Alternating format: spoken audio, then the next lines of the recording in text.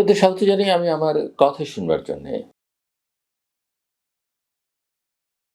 জাতীয় নির্বাচনের তফসিল ঘোষণার পরদিন ঢাকার বিজয়নগরের বক্স কালভার্ট এলাকায় শরীফ ওসমান বিন হাদির উপর গুলিবর্ষণ ঘটনাটি বাংলাদেশের আসন্ন নির্বাচনী যাত্রাকে এক লাফে ভিন্ন মাত্রায় নিয়ে গেছে। এটি কেবল একজন সম্ভাব্য প্রার্থীর উপর হামলা নয়, এটি নির্বাচনী পরিবেশ, নাগরিক আস্থা এবং রাষ্ট্রের নিরাপত্তা সক্ষমতা নিয়ে এক ধরনের গণপরীক্ষা। কারণ তফসিল ঘোষণার পরপরই জনমনে যে প্রশ্নগুলো ওঠে, ভোট হবে কিনা, ভোট শান্তিপূর্ণ হবে কিনা, ভোট দিতে গেলে ভয় থাকবে কিনা, এই ঘটনাটা সেগুলোকে বাস্তব করে তুলেছে। এবারের নির্বাচন আলাদা আরও একটি কারণে। নির্বাচন কমিশন 12 ফেব্রুয়ারি 2026 তারিখে ত্রয়োদশ জাতীয় সংসদ নির্বাচন এবং একই দিনে জুলাই জাতীয় চার্টার বাস্তবায়ন সংক্রান্ত গণভোটের তফসিল দিয়েছে। দুটো ব্যালট, দুটো আলাদা রঙের কাগজ, একটি দিনে সময়সূচিতে মনোনয়ন জমা, যাচাই বাছাই, প্রত্যাহার সহ রোডম্যাপ এসেছে।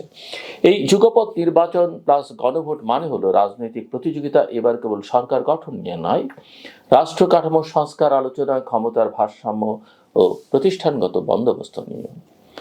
স্বাভাবিকভাবেই এমন প্রেক্ষাপটে সহিংসতার একটা ঘটনা রাজনৈতিকভাবে বড় বার্তা হয়ে ওঠে।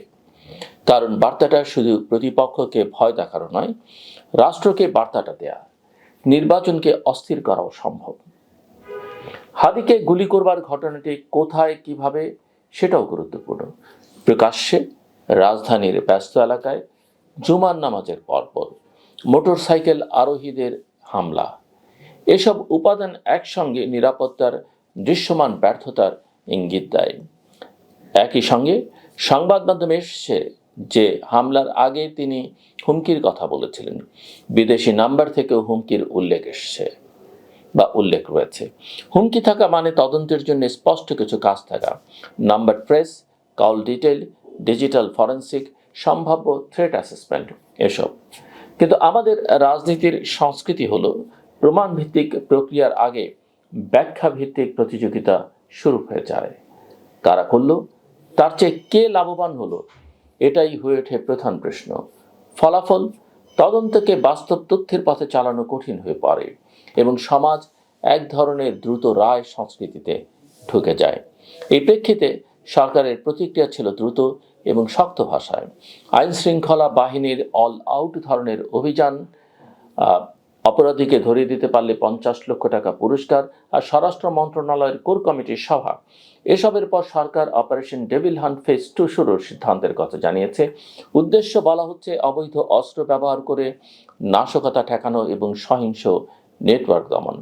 একই সঙ্গে সরকার বলছে জুলাই আন্দোলনের সম্মুখ সারির নেতাদের, যাদের অনেকেই সম্ভাব্য প্রার্থী, ব্যক্তিগত নিরাপত্তা দেওয়ার পরিকল্পনা নেওয়া হচ্ছে এবং ঝুঁকিপূর্ণ ব্যক্তিদের তালিকা তৈরিতে গোয়েন্দা সংস্থাকে নির্দেশ দেওয়া হয়েছে।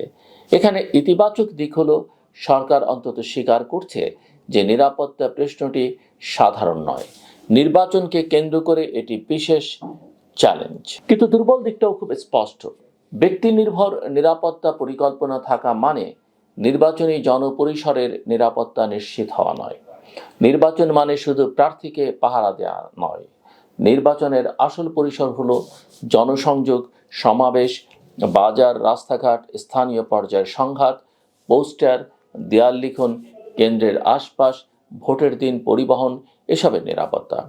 একজন প্রার্থীকে গার্ড দিলে তার সমর্থক, কর্মী, সাধারণ ভোটারের ভয় কমে যায় না যদি সমাজে অস্ত্রধারী গোষ্ঠী, নাশকতা, রাজনৈতিক প্রতিশোধের সংস্কৃতি সক্রিয় থাকে। আরেকটি সিদ্ধান্ত সবচেয়ে বেশি বিতর্কিত হতে পারে, প্রার্থীদের ব্যক্তিগত অস্ত্রের লাইসেন্স দেওয়ার ইঙ্গিত। রাষ্ট্র যদি নির্বাচনী নিরাপত্তা সংকটে অস্ত্রকে এক ধরনের সমাধান হিসেবে সামনে আনে, তাহলে দুটো ঝুঁকি তৈরি হয়। প্রথমত, রাজনীতির মাঠে অস্ত্রের উপস্থিতি স্বাভাবিক হয়ে যায়, এটা দীর্ঘমেয়াদে রাষ্ট্রের জন্য খারাপ সংকেত। দ্বিতীয়ত, যারা সহিংসতা ঘটাতে চায় তারা আরও বেশি ক্যালকুলেটেড হয়ে ওঠে। কার কাছে কি আছে, কোথায় আঘাত করলে বার্তা যাবে, এসব নিয়ে পরিকল্পনা করতে সুবিধা হয়। বাস্তবে লাইসেন্সারি অস্ত্র কারো ব্যক্তিগত আত্মরক্ষায় হয়তো ভূমিকা রাখে, কিন্তু নির্বাচনকে নিরাপদ করে না।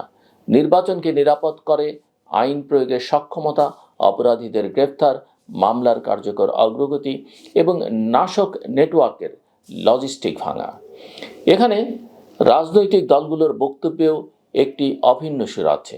উৎসবমুখর নির্বাচন চাইলে অবৈধ অস্ত্র উদ্ধার, অপরাধী গ্রেপ্তার এবং আইন শৃঙ্খলা পরিস্থিতিতে দৃশ্যমান উন্নতি জরুরি। এ বিষয়ে বিভিন্ন সংবাদ মাধ্যমে দলগুলোর অবস্থান ও সরকারকে আহ্বানের কথা এসেছে।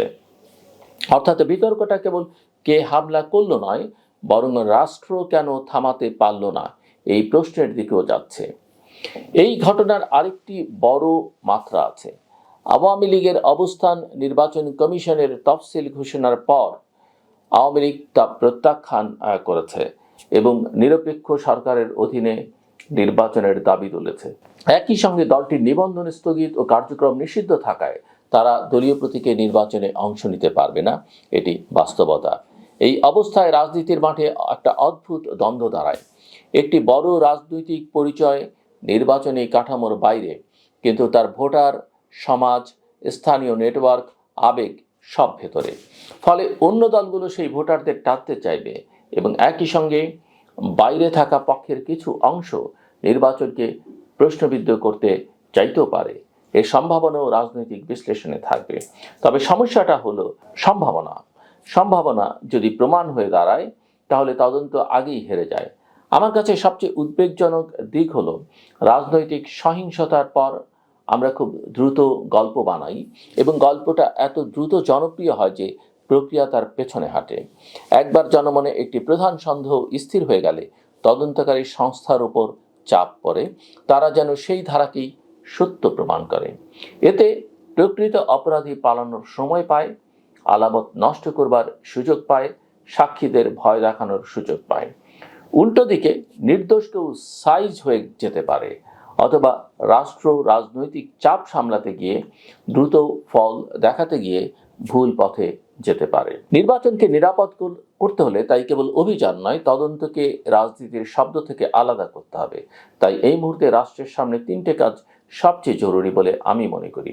প্রথমত, জনপরিসর কেন্দ্রিক নিরাপত্তা পরিকল্পনা, সমাবেশ, জনসংযোগ, নির্বাচনী অফিস, কেন্দ্র এবং কেন্দ্রের বাইরে ভোটার চলাচল, এসবের জন্য কিভাবে পুলিশিং হবে, কিভাবে দ্রুত প্রতিক্রিয়া হবে, কিভাবে ঝুঁকিপূর্ণ এলাকাগুলো চিহ্নিত হবে, এসব দৃশ্যমানভাবে জানাতে হবে।